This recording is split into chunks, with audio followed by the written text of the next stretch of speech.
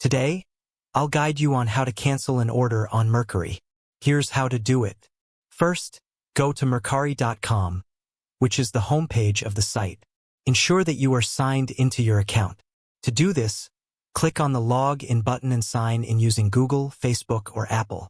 I will log in with my Google account. Once you're signed in, click on the profile icon and go to My Purchases. Here you will see a list of all your orders. Since I don't have any orders to display, I'll explain the steps you need to follow. Locate the order you want to cancel and tap on Request Cancellation from the order status. You'll then need to select the reason for your cancellation and submit the request. Remember, buyers can cancel an order anytime before it ships, or if the tracking hasn't updated for 15 days. After submitting your request, the cancellation will be processed. Refunds will typically take between 5 to 10 business days to reflect in your account.